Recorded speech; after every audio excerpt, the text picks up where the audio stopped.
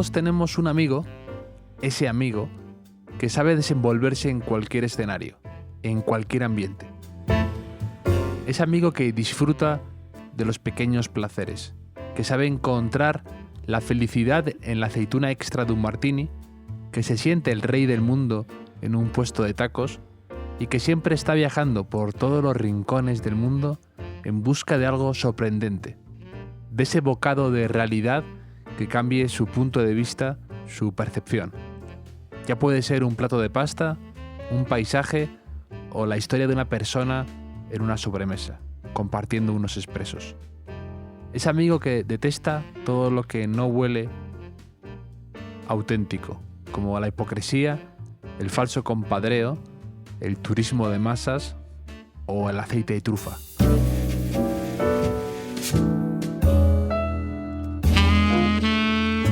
Pues así era Anthony Bourdain, como ese gran amigo tuyo. Solo que él lo era también para mucha gente a la que acompañó con sus libros, sus programas y sus viajes por todo el mundo. Poco antes de morir, Bourdain grabó un podcast en el que le preguntaban que cuál era su truco para desenvolverse en este mundo algo hostil, desagradable y a veces, ¿por qué no?, extraño. Y él, con esa naturalidad y espontaneidad tan suyas, decía que él tampoco era muy bueno en esto, pero daba una serie de consejos que a día de hoy, no sé por qué, volver a leerlos me resultan muy vigentes. Decía: no seas un activista de hashtag y teclado. El cambio va a llevar tiempo, pero hay que estar ahí. Pasa algo de tiempo con el enemigo. Aprende a ponerte en los zapatos de otros. Mantén tus prioridades realistas y razonables. Un poco de amor, un buen plato de pasta y unos buenos y picantes noodles. E intentar sobrevivir.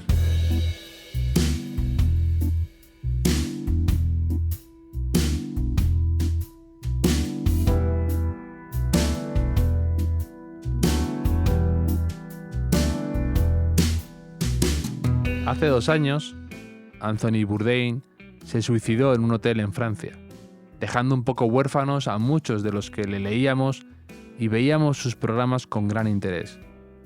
Fue cocinero, escritor y viajero.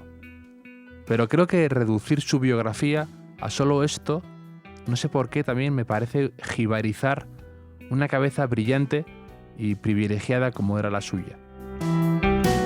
Podías estar de acuerdo con él o no, eso era secundario, él mismo lo decía. Algo insólito en estos días, que le gustaba compartir mesa y mantel con gente de lo más variada y con la que no tenía a veces nada que ver. Pero así fue como inspiró a muchas personas. Y por eso, hoy que se cumplen 2 años de su muerte, lejos de querer hacer algo fúnebre o de escribir el típico tuit de 2 años sin Anthony Bourdain, pues quería rendirle un pequeño homenaje y aprovechar la ocasión para reivindicar, o al menos intentar reivindicar su figura, sus libros y su legado.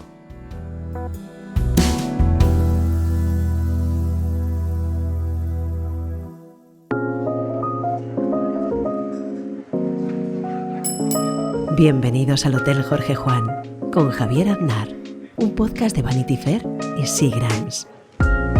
Por eso he invitado a que venga al hotel a tomarse una copa conmigo a Abraham Rivera, que es un periodista experto en estos temas, para poder celebrar con él a Bourdain y hablar de comida, de viajar, de cultura, de recuerdos y de todos esos temas que a Bourdain le gustaba sacar en la sobremesa, ¿no? Para intentar acercarse y comprender este mundo como él lo intentaba hacer, con sentido del humor, delicadeza y la mente siempre muy abierta. Así que nos vamos a preparar un chisporroteante Seagram's tónica con Abraham Rivera en honor a la memoria de Anthony Bourdain, y vamos a charlar sobre gastronomía, viajes, por supuesto Anthony Bourdain y muchos recuerdos. ¿Cómo estás, Abraham?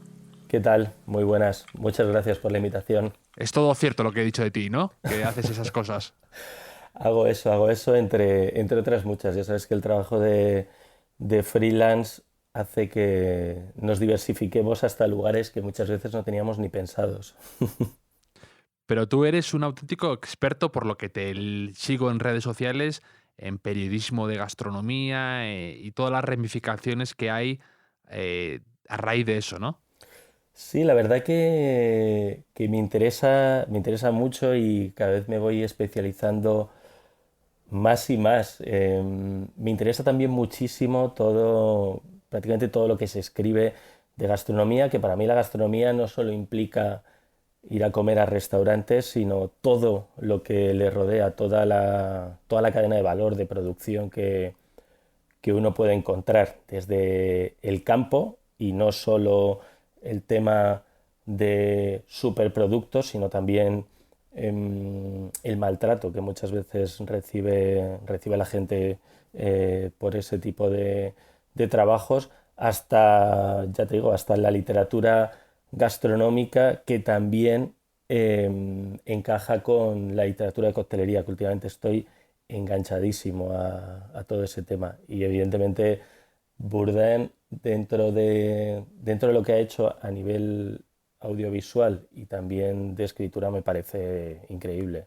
Sí, porque precisamente te quería llamar para eso, porque hoy se cumplen 2 años de la muerte de Anthony Bourdain, que es como, digamos, se convirtió en ese gran icono de todo lo relacionado con la gastronomía a nivel también de periodismo, por así decirlo, porque él era chef, luego pasó a ser escritor, eh, más un escritor muy particular, con un estilo muy característico suyo, como casi periodismo gonzo, ¿no? Que hablaba de las interioridades de las cocinas y de muchas verdades incómodas, y luego sacó ese programa de televisión, o varios, digamos, que eran fascinantes y con los que ganó varios Emmys. Y justo hace 2 años, pues de forma trágica e inesperada, se suicidó en un hotel en Francia. Y mucha gente, pues evidentemente yo me incluyo, se le echa de menos porque era una figura muy especial, era un tipo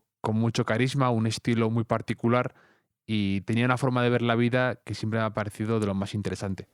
Sí que es verdad que es una pena que todo lo que se podía asociar a él y que se comentaba como de rockstar llevado a la gastronomía, que odio también ese tipo de términos, pero que Sí, yo absolutamente. Y él también lo decía, sí, eso. son términos como muy de cultura americana que muchas veces desde fuera no estamos como muy relacionados, pero que de alguna manera ayudan también a que ese tipo de personajes pues trasciendan más allá de lo que uno entiende por la gastronomía. Y es, ya te decía, es una verdadera pena que, pues que se suicidara, porque yo creo que tenía todavía mucho que decir, aunque hay que decir que murió con 61 años y que prácticamente estuvo viajando desde los 44 que se retiró de la cocina, que ya iremos comentando, pero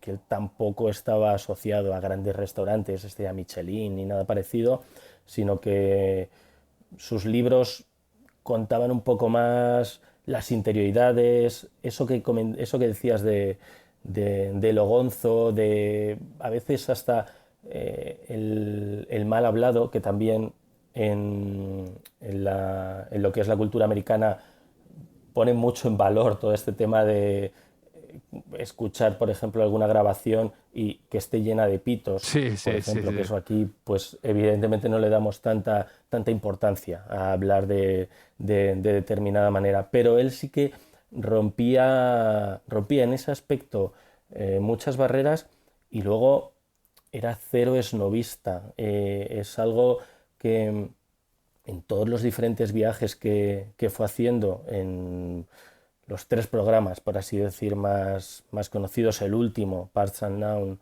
que fueron, yo creo que fueron casi 11 temporadas en la CNN, y el anterior, el de No reservation, ¿no? eso es, no hay reservas. Él se introducía e intentaba mostrar otro tipo de cocinas, de gastronomías, se recorrió prácticamente todo el mundo. Hay un libro ahora que creo que va a salir en octubre, que dejó a medio acabar y que lo ha terminado su asistente, que él recomendaba lugares de esos viajes, de qué manera poder viajar, dónde comer, salirse un poco de la norma, aunque luego en el momento, y él era muy consciente de ello, en el momento en que tú dejas constancia de algún lugar, tú mismo estás colaborando a que esos espacios se turistifiquen, vayan a recibir más público y a veces es malo. Él también tenía,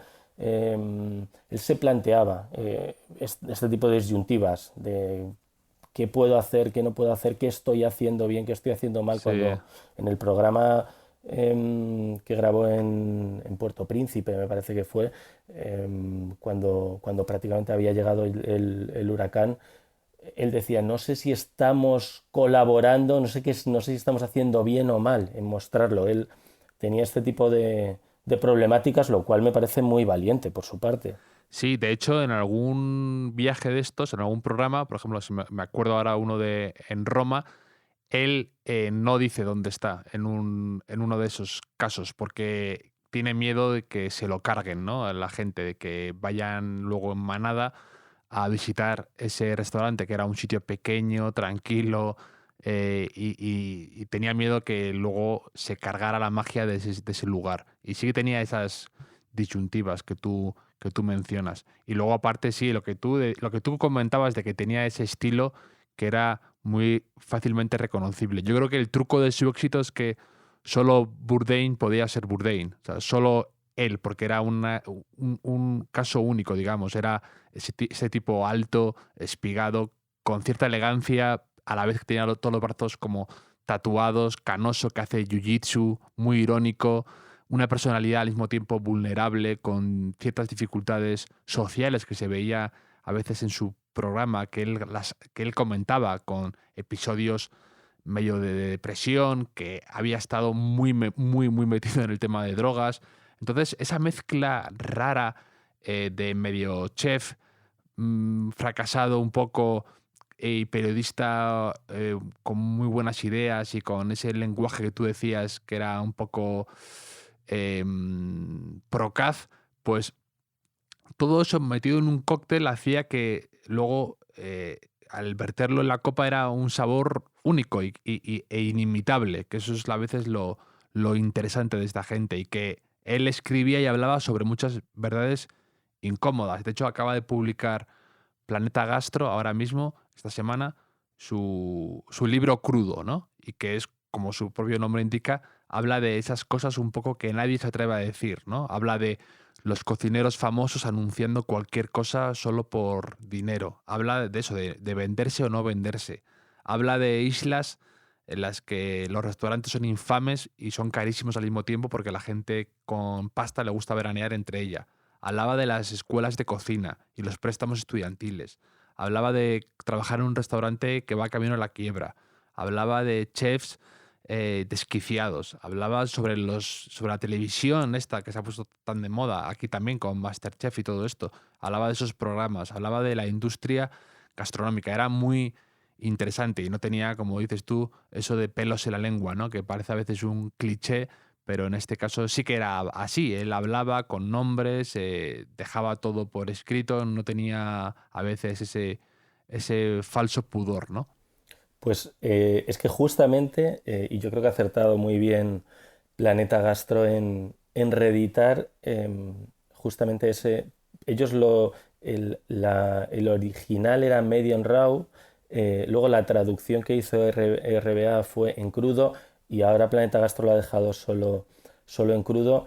Y, y como bien comentas, es que me parece perfecto la aproximación que él hace a casi todos los temas. No tanto por lo de no tener pelos en la lengua está muy bien, pero también una mirada más original, creativa, en la cual tiene un respeto absoluto por la tradición, pero también por la vanguardia bien entendida. Uno de sus capítulos más conocidos es el de, creo que se llamaba Decodificando a Ferran Adrià, de los primeros que grabó, creo que estuvo en el Bulli en 2002, que él era muy reticente a toda esta cocina de vanguardia. Hay que tener en cuenta que la gastronomía americana y sobre todo todo lo que vino en los 80s, 90s, estaba, igual que ocurría en España, estaba muy ligada a la cocina francesa, a esa tradición también de salsas, de mantequilla, luego también a la cocina californiana del producto, de la materia prima, de este tema de lo orgánico. Y entonces el bulli para él representaba todo lo contrario, pero es un programa que creo que se puede encontrar en Dailymotion o en YouTube, porque curiosamente no se puede ver nada en ningún canal oficial aquí en España, ni en Amazon Prime, ni en Netflix, pero se puede rastrear. Y, y llega al bulli un poco reticente y le va conquistando toda esta idea que tiene también Ferran Adrià de que lo mismo, que es lo mismo para él una trufa, por ejemplo, que un melocotón, que puede llegar a sentir y a tener las mismas sensaciones y le puede aportar determinados productos, por así decir, infravalorados o que tienen o a los que no le damos tanta importancia como aquellos que son ultra caros. Entonces, esa manera tan sincera que tiene de acercarse a muchos de los problemas que rodean a la gastronomía, también muy inteligente, que a veces, porque a, a veces nos sentimos representados cuando él habla de determinados aspectos porque lo había pensado, pero es que él lo expresa de una manera muy buena. Sí, sí. Y yo creo además también que se descubre mucho de cómo es una persona cuando viaja. Y en este caso, en estos programas en los que él iba viajando por el mundo, probando platos y hablando con personas, ves esa personalidad, cómo huía de los tópicos, cómo se resistía a los clichés, cómo quería sacar y mostrar quizá ese lado a veces más oculto o otra cara de la misma moneda de una ciudad o de un lugar. Y a mí ese programa, el último, por ejemplo, Parts Unknown, que está en la CNN y creo que va a salir ahora con HBO Max, Vale. era fascinante. Cómo hablaba, me encantaba cómo a lo mejor compartía un sándwich de madrugada o se iba a un bar clandestino o se metía en una comida familiar o comía el menú del día con un trabajador en algún sitio cerca de una oficina o cómo le daba por tomar unos noodles caseros o una hamburguesa o unos espagueti a la botarga, lo que fuera, con a lo mejor con amigos o con periodistas o con escritores o con muchos cocineros. De hecho, hay una escena ahora que me viene a la cabeza que se iba con un amigo suyo cocinero a tomar unos waffles, ¿no? Unos gofres. Para mí ese capítulo, bueno, y esa parte es es como una epifanía y me parece bellísimo, o sea, cómo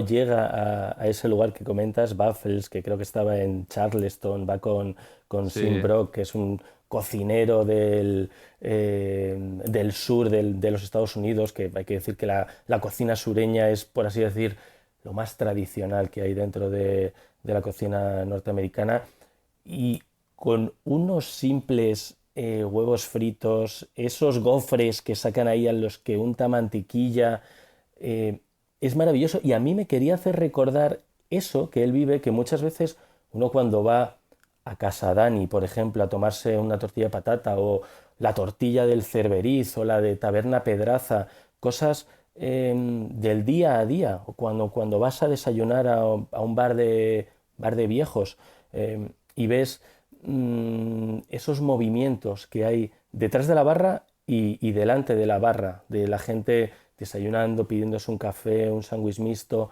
mm, representaba muy bien eso que estabas comentando justamente, de eh, poner en valor la normalidad, pero la normalidad, por así decir, bien entendida. Totalmente. Además, por eso te quise llamar, porque vi esa conexión, porque tú eres una persona que reivindica mucho esos sitios, que está siempre compartiendo esos bares de toda la vida, que ahora hay que, más que nunca, quizá hay que reivindicar o que hay que volver con más ganas. Porque se observa lo que dices tú, el trajín ese detrás de la barra y delante de la barra, y ellos lo comentan en el dicen, somos dos chefs muy reputados y con mucha fama, cada uno por lo suyo, pero somos felices.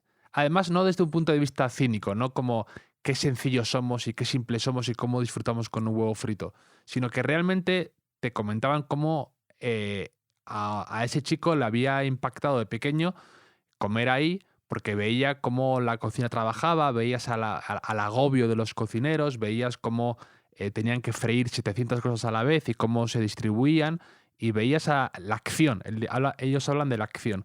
Y me parece muy bonito cómo luego esos niños se convirtieron en cocineros y cómo en vez de ir a otro sitio o a otro lugar más rimbombante, quieren ir ahí porque es donde se empezaron a cocer esas emociones, nunca mejor dicho. ¿A ti no te pasa ahora mismo que, por mucho que hayan abierto las terrazas, que tienes como una necesidad de entrar, de ponerte delante de una barra de determinados lugares? Prácticamente, bueno, yo es que cuando me dijiste que íbamos a grabar el programa, pues estuve echando un vistazo para refrescar un poco la memoria de los de Kitchen Confidential y de Viajes de un Chef. Y justo en la parte de Kitchen Confidential en la que habla de la primera ostra que se come, eh, me vino a la mente la primera vez que yo tomé ostras, que fue en La Paloma, este sitio que hay muy cerca de la Plaza Mayor, justamente en la calle Toledo, al lado de lo que es el, Hmm. el Rastro.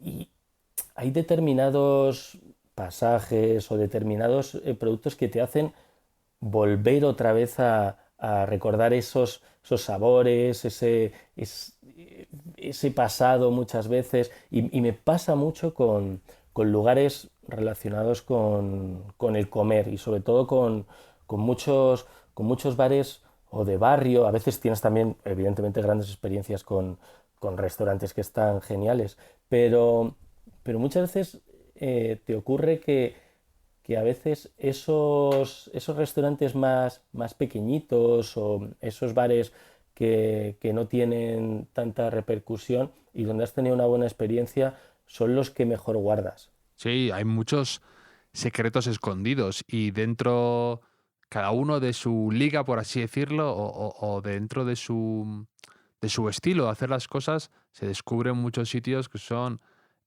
maravillosos. Y esos eran los que Anthony Bourdain trataba de mostrar, ¿no? Trataba hay sitios que él enseña en sus programas cuando va a Uruguay, a Argentina, a Nashville, a Vietnam, a Hanoi, que son como muy particulares y que no son quizás sitios que se hagan en la guía, ¿no? En la guía habitual. Y eso él lo manejaba fenomenal. Y además era eso, tiene ese poder evocador que tú hablas, ¿no? Que digamos, te hace enseguida querer probar cosas, querer moverte, querer recordar esos momentos que tú dices, ¿no? Él habla mucho de eso, de cuando dice que viajar tiene algo todavía de explorador, ¿no? Y de asumir riesgos, ¿no? De comer a lo mejor ostras crudas, él lo relaciona toda la comida con eso, ¿no? También con, pues que él ha comido mucho queso sin pasteurizar, que ha trabajado en un restaurante para el crimen organizado y que él le dice que eso le daba mucha vida, ¿no? Esa especie de asociar la comida y el viajar con, con no hacer a veces lo más obvio y tomar riesgos en tu vida, ¿no?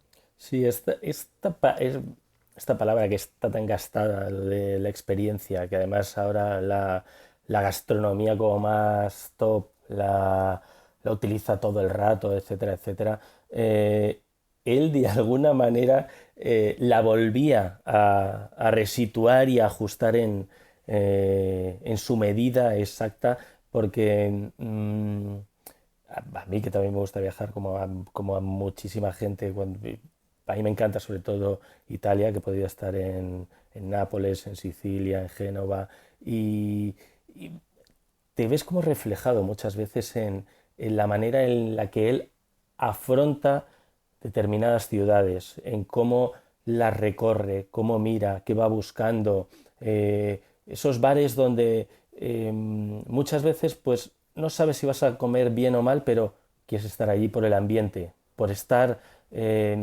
por ver a aquella gente, estar callado, escuchando lo que dicen, cómo piden, cómo recibe la comanda el camarero, cómo llama a alguien por su nombre de pila. Todas estas cosas que parecen muy sencillas y que vivimos en el día a día, él conseguía llevarlas eh, a la pantalla cada semana y ante muchísima gente. Hay que decir que en el programa de CNN, el último, lo movieron creo que a los domingos por la noche y tenía bastante repercusión y bastante público. Él además, estabas comentando ciudades donde grabó también bastante en España. Creo que grabó en Asturias, en Madrid.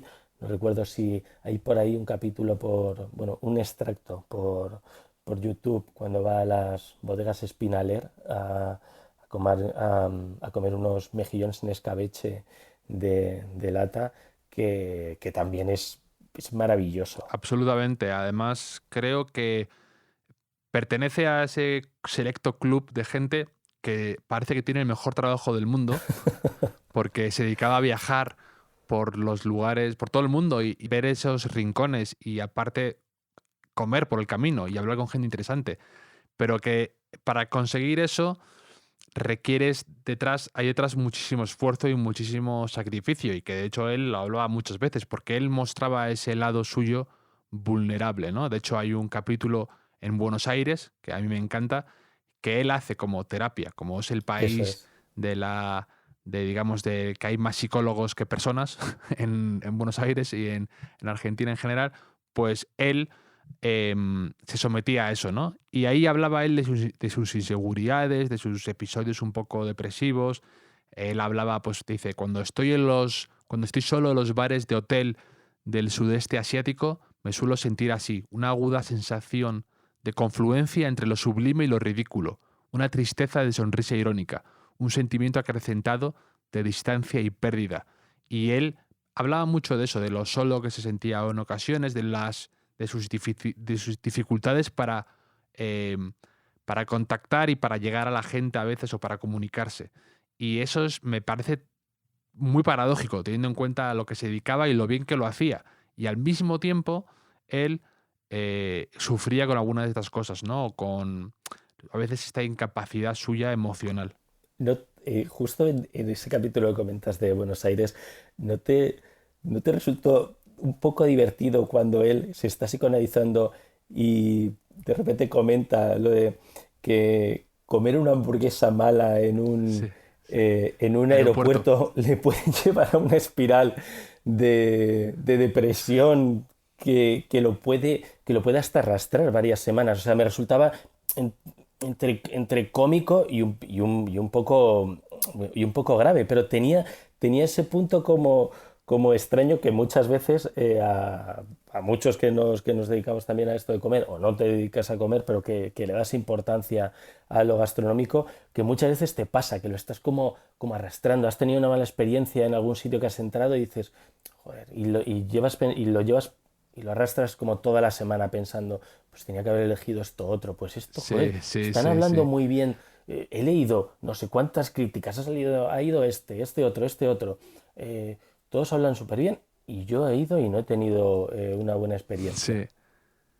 Esto que mencionas, de hecho, mucha gente lo comentó y lo ha comentado, este episodio, porque él se muestra muy accesible, ¿no? Y habla de eso, de que una mala experiencia de repente en un aeropuerto comiendo una hamburguesa mala le puede como deprimir 2 semanas. Y además lo hace muy bien, porque no lo cuenta como desde un punto de vista snob, ¿no? Como una hamburguesa mala y me quiero pegar un tiro, ¿no? Ya, Si él, eso es. él como que decía, me estoy sintiendo parte de ese sistema en el que una hamburguesa asquerosa, que a lo mejor te han cobrado $24 por ella por estar en un aeropuerto, y estoy favoreciendo este tipo de establecimientos y estoy metido en esta rueda y en la que no hay cuidado, en la que no hay atención al detalle, en la que... eh, eh, eh, entonces, él hablaba como de eso, ¿no? Como en un plan general. Y esto lo hacía él de una forma fantástica, porque tenía esa capacidad para a través de la comida, hablar de muchas cosas muy, muy, muy importantes de su infancia, de sus recuerdos, de sus problemas, de sus vulnerabilidades. Y yo me ha parecido siempre una persona muy, muy interesante y luego aparte también como que dejaba muchas perlas. Él con muchas, además dejaba muchas perlas que a lo mejor a veces pueden parecer hasta obvias, pero su forma de él de trasladarlas las hacía muy auténticas. Él siempre decía, no tengo que estar de acuerdo contigo para que me gustes o que te respete. Y son obviedades, pero que hoy en el día a día ves en las redes sociales que no sucede así.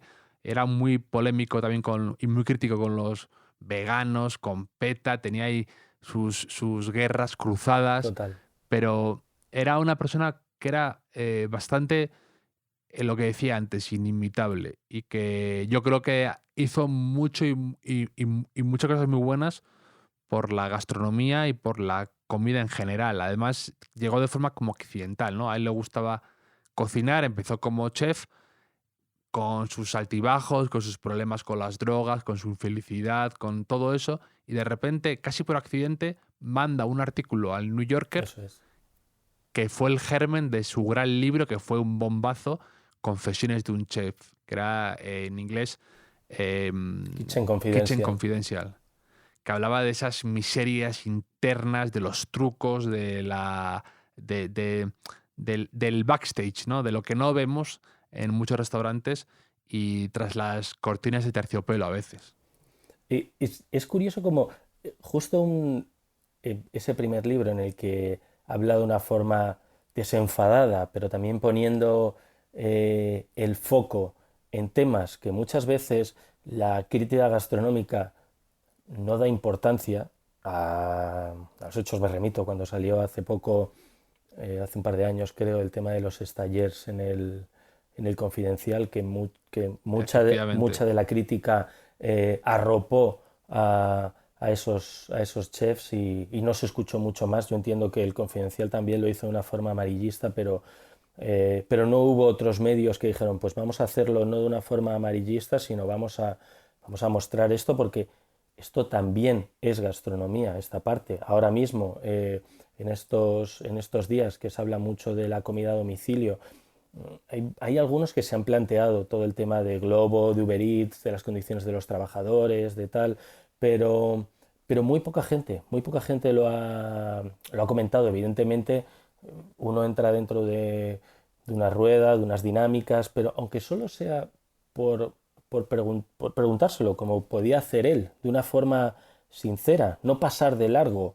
eh, es algo que, lo vuelvo a repetir, parece sencillo, pero no es tan habitual por lo menos aquí en Sí, España. La crítica gastronómica, los medios que se ocupan de la parte del buen comer casi siempre y que dejan de lado otros aspectos, aquí en Bourdain, tanto en sus programas como en sus libros, refleja muy bien esa parte, esas preguntas, cosas que a lo mejor no puedes ni responderte, pero ya es bueno que por lo menos te lo preguntes, pienso yo. además él yo creo que partía de ese punto en el que él como que decía, yo ya toqué fondo, lo más horrible que puedes pensar de mí, yo ya me lo he dicho y lo he dejado escrito varias veces y lo ha leído todo el mundo. Entonces no tenía ese miedo al qué dirán o a lo que puedan pensar de mí, digamos. Él era como muy directo porque él mismo sabía que era una persona con sus miserias, con errores, con lunares, y no tenía miedo a poner sobre la mesa ciertos detalles que en el circuito de la gastronomía, por así decirlo, y del espectáculo también, y del el mundo editorial también, hay mucho miedo a comentarlo por ser la oveja negra, por temor a que te señalen, por Totalmente. temor a que te acusen de cínico. Y él no tenía esa sensación. Él se tiraba a la piscina sin preocuparse tanto si hubiera agua o no. Sí, sí, sí, sí. Y es que em, todo esto que, todo esto que comentas es, es perfecto también para poder entender hacia dónde vamos muchas veces en el ámbito de la crítica gastronómica, ahora que muchísima gente siente interés y quiere ir a comer a un sitio, pero quiere saber algo más, aparte de una bonita foto. Quiere saber cómo se ha elaborado algo, la relación que ese cocinero tiene con sus propios trabajadores, la historia que le ha llevado hasta allí, que muchas veces damos por hecho que muchos cocineros están todo el día por allí, todo el día viajando, estando de un lado a otro, y hay que tener en cuenta que es una profesión durísima, durísima, donde Sí, sí, sí. los horarios te llevan de la mañana a la noche, donde son trabajadores que cuando tú estás disfrutando de un buen momento, ellos están trabajando, que tienen muy pocos momentos, y sobre todo son negocios que muchas veces no son rentables. Ahí me he encontrado con muchos cocineros que hasta su tercer, cuarto restaurante no han funcionado. Y eso es a mí muchas veces lo que más me interesa. Hay un César Martín de la Casa que, que lleva aquí cocinando en Madrid más de 30 años.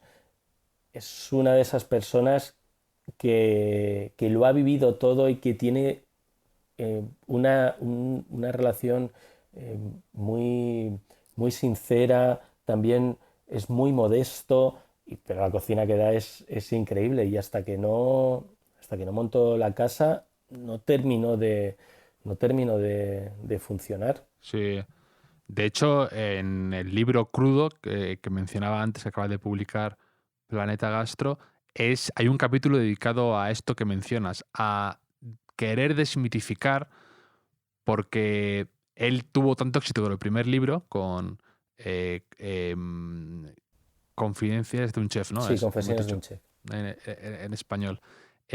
Tuvo tantísimo éxito con ese libro que veía que había colas y colas de cocineros y de futuros cocineros y de aprendices y de gente que quería estudiar gastronomía y cocina y cosas así, que, que habían cogido ese libro como su Biblia, ¿no?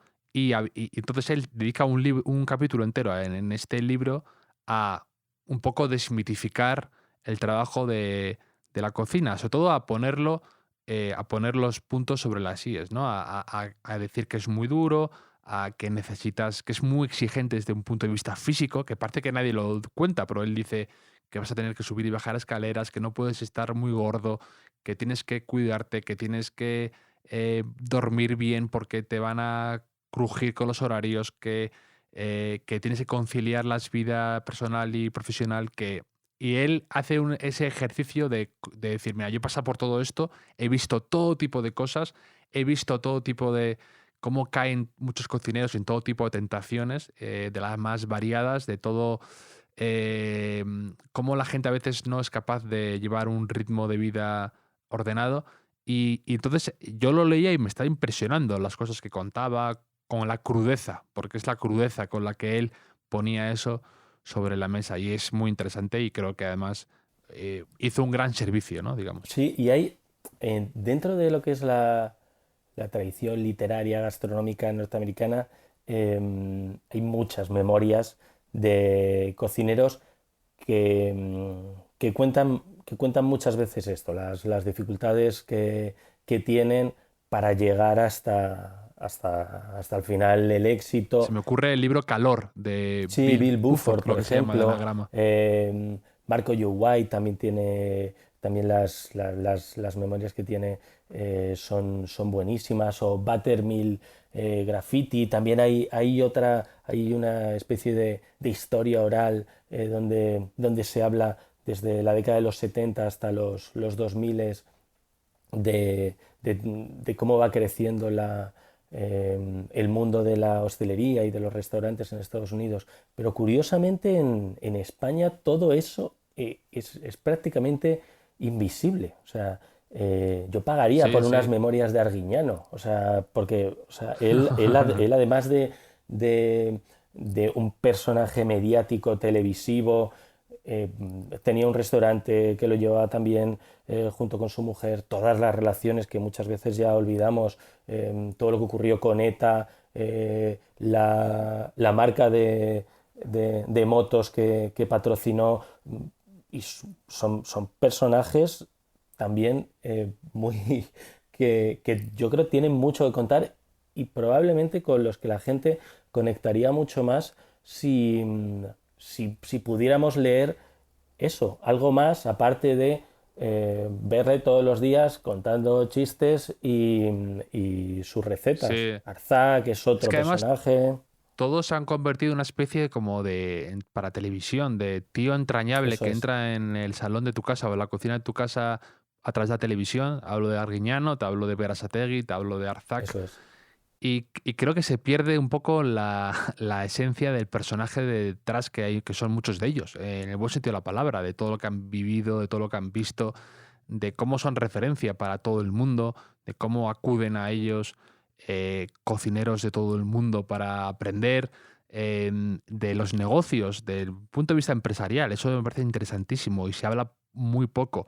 Y efectivamente, yo también me gustaría ver más libros o más un estilo de contar las cosas algo diferente de lo que se hace ahora. Ahora hay como un acercamiento muy, para mí, un poco artificial a estos grandes restaurantes, ¿no? Siempre la foto del cocinero con la bata impecable que completamente de parece que no ha acuerdo, cocinado en vamos. su vida, todos como convertidos en esta especie de estrella de rock, de cualquier cosa menos de cocinero, que es lo que tú decías al principio, ¿no?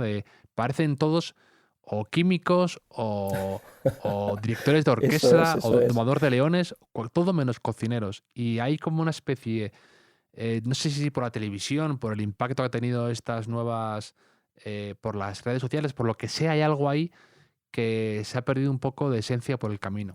Y sin obviar también toda la parte nocturna que tienen todos estos personajes Por que les supuesto, por conocemos ahora supuesto, con por supuesto. 50 60 años, pero tú imagínatelos con 20 y pico, 30 y pico, ya empezando a llevar sus negocios con muchos intereses, con mucha gente que pasaba por allí. em, Claro, claro. Y además son historias que se saben, digamos, algunas de ellas eso es, en el circuito, ¿sabes? Como eso es. en el mundillo se habla de algunas de esas cosas, de ese mundo, digamos, algo extraño en cuanto a lo que dices tú, que es un negocio muy, muy, muy particular, muy peculiar y con mucha gente de paso, mucha gente de todo el mundo. Va rotando el personal, va rotando, y eso hace que inevitablemente tengas 700.000 historias que seguro que son fascinantes. Y en cambio tenemos como eso, historias de anuncios sin parar, de otras cosas más artificiales.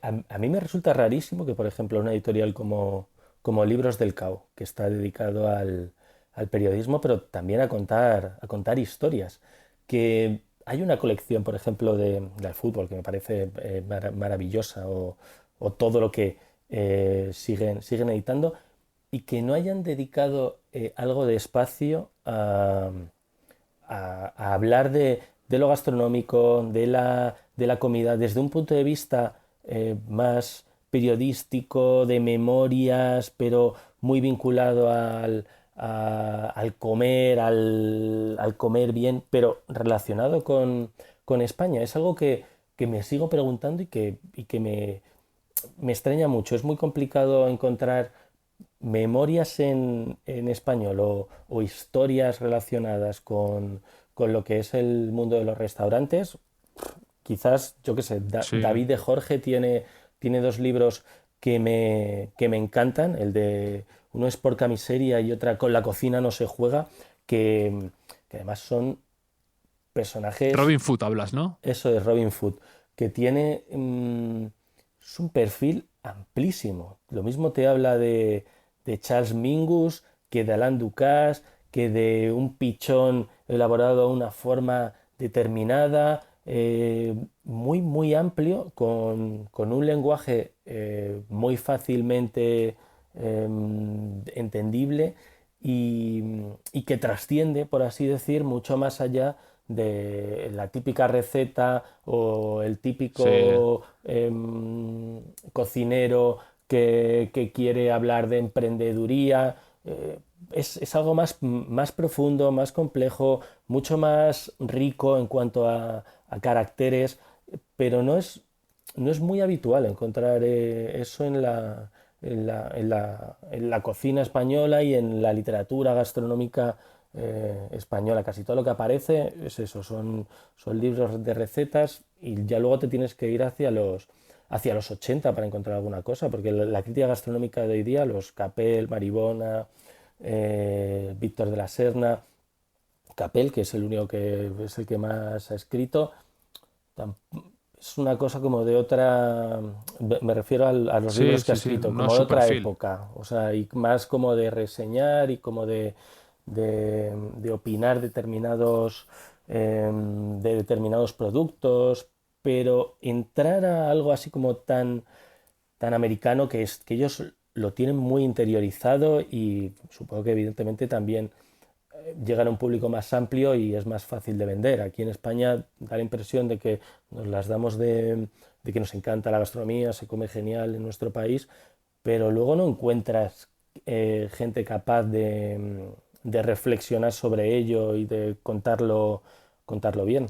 Lo que dices tú es muy interesante, esa especie de vuelta de tuerca a algo que se ha contado de otra forma, ¿no? De hecho, me venía a la cabeza, por ejemplo, que tenía un blog en El Mundo, en la época de los blogs, Abraham Ah, García, claro, ¿te el de acuerdas? Viridiana. Tu tocayo Abraham, Sí, el de Viridiana, que tenía como, escribe bien y tenía un estilo particular y como muchas referencias culturales, y él hablaba a veces de eso. Es lo más, entre comillas, auténtico que ahora me viene a la cabeza. Y David de Jorge, que tú le mencionas, es un tipo con mucha que habla muy bien, que tiene ideas bastante claras, que las entrevistas dan mucho juego y además es lo que te quería decir también, que es un tema, el de la gastronomía, que cuando ha habido entrevistas de algún cocinero o de algún crítico o de algo así que son un poco fuera de lo habituales, han tenido muchísimo éxito y han sido como las verdades del barquero eso es y la así. gente lo ha compartido un montón. Entonces sí que veo que hay interés, hay ganas de saber qué se cuece detrás, hay ganas de tener acceso a algo más, porque no me niego a conocer a los cocineros más interesantes de hoy en día, o a través de MasterChef, o a través de esos reportajes que a veces se leen en revistas. Quiero saber de verdad, más allá de esas cosas, quiero anécdotas, quiero historias, quiero detalles, quiero todo lo que no te cabe en esos reportajes o en esos artículos o en esas críticas o en esos minutos de televisión. Quiero todo lo del resto, o sea, quiero esos minutos de basura son los que yo quiero leer porque me parecen de algún modo interesantes y que van a reflejar muchas más cosas también. Es así, es que estamos en 2020 y que muchas veces te tengas que ir a Vázquez Montalbán, Néstor Luján, Cunqueiro, lo de siempre, Carmen Casas, que tiene un libro genial sobre mujeres de damas guisan y ganan. Dices, pero que en 2020 todavía, o sea, no haya nada referencial. Yo que sé, Pau Arenós sí que ha escrito y me gusta bastante lo que ha sacado, tanto el Platos, el de 32 viajes, como el de la cocina de los valientes, que bueno, al margen de lo de la cocina tecnoemocional, sí que cuenta algunas cosas, pero muchas veces son como reseñas, ¿sabes? O sea, no van a eso que comentas tú. Y yo también he hecho voces dentro del periodismo, tanto especializado como no especializado. O sea, porque las memorias de Enrique González me parecen una maravilla absoluta, las de Memorias Líquidas, por ejemplo, o los libros que tiene el Sí, de sí, viajes, sí. donde se van contando experiencias gastronómicas. Ha dado la impresión que la tenemos tan presente la gastronomía que muchas veces eh, estas figuras de ahora, de nuestra generación, mm, no lo tratan. No sé por qué. No sé por qué, si es Sí. que sale demasiado en Instagram o lo tienen tan interiorizado que esas experiencias no nos llegan. Y además yo, la imagen del crítico feroz, temido y un poco embarado, sinceramente me llega a aburrir un poco, porque creo que a veces está más pendiente de esas guerras y esa especie de temor que, que, mm, que tienen los demás con él, que en contar sus experiencias a veces, ¿no? Y por ejemplo, también se me ocurrió ahora mientras hablabas que dio una entrevista hace poco que estaba un poco desaparecido, otro crítico que se llamaba Rafael García Santos, que me han contado Buah, muchas leyendas a mí sobre él. Rafael García Santos me parece absoluto, está como medio retirado, pero cada vez que le ves tiene, a mí me parece increíble.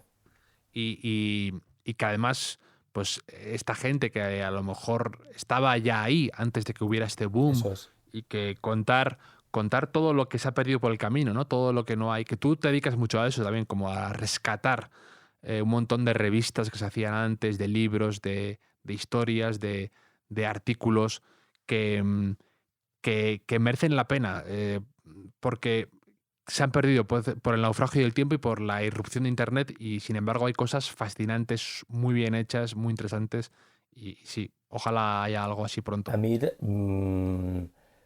rescatar y acceder y comprar revistas tipo Sobremesa, que empezó a finales de los 70 principios 80 me parece, con fotografías de Alberto Sommer, con artículos de Rafael Chirves, con una maquetación maravillosa. eh, Ese tipo también de literatura y de reportaje gastronómico me rechifla. No digo que lo que hay ahora me parezca genial. Sobre todo yo creo que dentro del comidista es donde a veces se suelen encontrar algún tipo de artículo de este tipo, pero bueno, están muy enfocados a las recetas, etcétera, etcétera. Pero, pero sí, yo creo que hay un filón por donde habría que tirar en este tipo de memorias, historia también de la propia, del propio mundillo de los restaurantes. Hay un libro en inglés, no sé si lo has leído, uno de Paul Friedman, hablando de los 10 restaurantes, por así decir, que cambiaron la gastronomía americana, y hace un repaso increíble, hablando de Delmónicos, de Chet Panís, y dices, ¿y esto por qué no se podría hacer también en España? Contar esas historias, poner en valor nuestra propia gastronomía mucho más allá del presente, que muchas veces está, vivimos en estas dinámicas donde si no hablas de lo que va a suceder mañana no tiene interés, Sí, sí. que a veces hay que detenerse y hay que hacer esta mirada hacia el pasado, no solo desde esta idea de rescatar, sino poner también en el pasado puede ser presente, o sea, puede tener mucha relación con lo que estamos viendo ahora. Y para ir acabando, te quería hacer dos preguntas para ver un poco tu opinión y que también nos asesores y nos aconsejes a mí y a los que están al otro lado escuchando el podcast. En primer lugar, te quería preguntar por tu opinión, porque antes lo has mencionado y me interesa. Tu opinión sobre la polémica esta, polémica entre comillas, en redes sociales que hubo hace poco con el tema de Ferran Adrià y su famosa receta que hizo de unos mejillones de lata, que fue muy comentado e incluso pues fue motivo de chanza a veces y de burla. Entonces se formaron como dos grupos, ¿no? De gente muy pro Adrià que ensalzando todo lo que ha dado a la gastronomía y a la cultura de España, que estoy muy de acuerdo. Y luego también otro grupo que hablaban de esta especie de meme, por así decirlo, sin faltar al respeto, que se ha convertido estos días con recetas así, que no coge un plato, no se mancha, no hace nada, no está con un iPad. Eso lo comentaba Carmen Alcaraz del Blanco, ¿no? Sí, vamos, ella también es una de las periodistas gastronómicas, también analistas de lo que sucede en el día a día más agudas. Y vamos, a mí la verdad que yo creo que ahora mismo lo que representa Adrià, evidentemente, eso es indiscutible.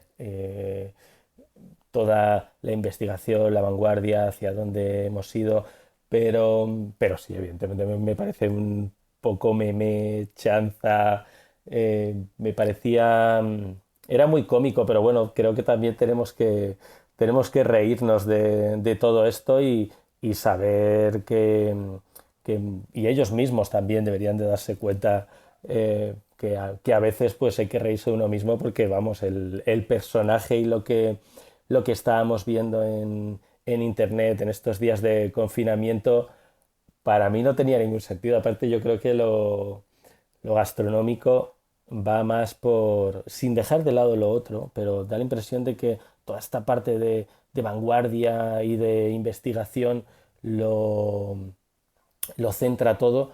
Yo creo que la cocina de producto, el libro este que también publicó Planeta Gastro, el de Templos del Producto de Borja Beneito, Matoses. sí, eso es. Para mí eso es una parte muy, muy importante de la gastronomía y que muchas veces no le damos importancia a tocar determinada materia prima de una forma muy primaria, muy esencial, pero que la convierte en algo que podría competir con la mayor vanguardia líquida que uno pueda imaginar. Sí, estoy de acuerdo, la verdad, en ese análisis. Que además hay pocas cosas más bonitas que a mí me gusta más que ver a un cocinero de verdad eh, viendo cómo hace las cosas, cómo corta, cómo se maneja entre fogones. Me parece como muy bonito eso y perderlo me da un poco de pena. Y luego te quería preguntar por esos que antes hablabas de coctelería y de cómo estás sumergido en esa literatura también y en esos libros. Y te quería preguntar por 5 o los que tú consideres bares, coctelerías de hoteles o no de hoteles que te gustaría visitar pronto cuando todo esto acabe y esté todo bastante más accesible, ¿no? Pero que tienes ganas de ir a la barra a tomarte una copa. Yo me tomaré un Seagrams tónica, por supuesto, pero por saber esos bares que tienes ganas de hotel o que tengan algo de carisma o que te parezcan que son de toda la vida, una selección tuya, así, a bote pronto, que se te ocurra, sin pensar porque a veces es mejor así, ¿no? Lo más espontáneo y que te salga como de dentro, que se te ocurra a ti ahora sobre la Buah, marcha. justamente ayer, me, me vine un poco abajo viendo algunos vídeos relacionadas con coctelería, con cocteleros haciendo cócteles en barras. A veces pues te pones una vista de reproducción y ves cómo están haciendo un Manhattan, un Wild Lady y, y eché muchísimo, muchísimo de menos del Diego, por ejemplo, ese momento de llegar a la barra, de sentarte, de hablar con ellos.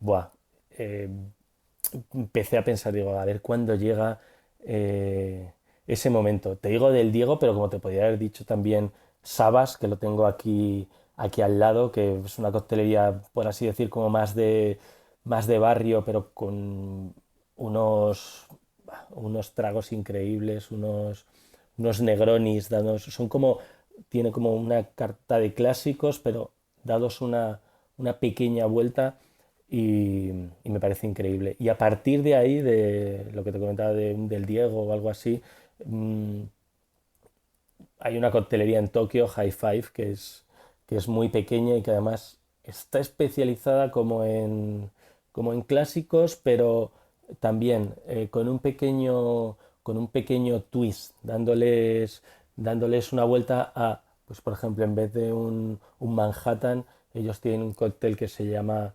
The Hunter, que está hecho con bourbon y con un con un brandy de cerezas que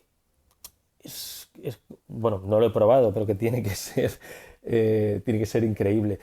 Me interesa también mucho este tipo de coctelerías y de cócteles que son relativamente sencillos, que podrías tú hacer Sí, el cóctel en tu casa. Ahora en Twitter, François Monti está todos los días habla un poco de historia de la coctelería y va sacando cócteles que con dos, tres, cuatro productos relativamente sencillos de conseguir, que no tienes que infusionar nada ni hacer ninguna sí, cosa sí, sí. extraordinaria. Ni necesitas tener una bodega o unos aparatos complicadísimos, Eso sí. es una coctelera, una buena ginebra, eh, tener a lo mejor algún brandy que tengas por ahí o a lo mejor algún licor que lo puedas utilizar para coctelería que te va a aguantar 10 15 20 30 cócteles, es realmente sorprendente. Hay un libro, el de Robert Simonson, que se llama Three Ingredients, que te dice prácticamente más de 200 cócteles y te cuenta toda la historia que hay muchas veces detrás de ellos que puedes elaborar con solo tres ingredientes. Bueno, te he hablado de High Five, te he hablado del Diego. En París, Les Syndicat también es otra de esas coctelerías que yo tengo muchísimas ganas de visitar. Evidentemente, Nueva York, Dante, Leyenda, son lugares que para mí son fundamentales. Y si a alguien le gusta la coctelería y tiene oportunidad de, de ir a Singapur, ahora mismo es la Meca, el lugar donde mejor se puede beber del mundo. Y, y allí está Atlas, que es un sitio modernista, colonial, amplísimo, con un salón de techos altísimos, donde tienen una variedad de ginebras muy loca, pero sobre todo ginebras antiguas, que también me parece un poco una excentricidad. Te puedes tomar un gin tonic de 1920, de los años. Sí, sí, sí. Además, tiene mucha fama de coctelería Singapur. Sí, de hecho, por ejemplo, el Hotel Raffles tenía una coctelería que tenía mucha fama y que ahí fue cuando nació uno de estos cócteles, ¿no? El Singapur Singapur. Sling, claro. Y sí, yo muchísimas ganas también de visitar esos sitios que mencionas. De hecho, por ejemplo, el Dante en Nueva York, que es uno de mis bares favoritos del mundo, tenemos un convenio Seagrams con ellos, entonces tengo ganas de ir ahí y que me traten como que me pongan la alfombra roja al entrar Buah, ahí, que me pongan cócteles nuevos. Además, me encanta todo lo que hay alrededor, ¿sabes? Como la decoración, como los vasos que usan, cómo tratan las redes sociales. Que ahí ves, cuando un sitio es bueno, influye en todo lo demás, ¿verdad? estos días de cuarentena se ha visto mucho y como las coctelerías en realidad más dinámicas, activas, han sabido mm, en un momento muy difícil pues estar presentes, Sí, reactivarse, reinventarse, sí. reactivarse, llegar a la gente de una manera diferente, poder prepararte, vamos, la parte de Dante de Negronis. que evidentemente, o sea, son tragos que uno puede hacer en casa, pero es que allí hay tal variedad de Negronis, de las formas en las que utilizan la ginebra con el vermut y con el Campari, que es maravilloso. Pues me has puesto ya los dientes largos con esta conversación, Abraham. Bueno, yo espero que la gente sobre todo que tenga interés, que busque, que si le apetece hacerse un cóctel y no puede ir a una barra ahora mismo por las dificultades que hay, que evidentemente dé apoyo a todos esos lugares, pero que luego que se busque las castañas en casa y que sea formalmente Que activa. se haga un cóctel con esa botella de absenta y con un poco de Listerine, que seguro que sale algo bueno. Total. Y de hecho, pues que ese espíritu un poco de Bourdain, ¿no? De explorador, Total. de querer conocer nuevos sitios, de querer que te sorprenda en la vida, un poco el mundo, que es amplio, vasto y desconocido para la gran mayoría, para todos, incluso para el que va más de viajero y cosmopolita, siempre va a haber nuevos sitios y nuevos rincones que le parezcan sorprendentes y especiales. Así que, pues ha sido un placer charlar contigo, Abraham, de todas estas cosas, que compartas conmigo y con los oyentes esta pasión tuya por la gastronomía, por el periodismo y por los cócteles, y me lo he pasado fenomenal charlando contigo y recordando al bueno de Anthony Bourdain. Un placer igualmente.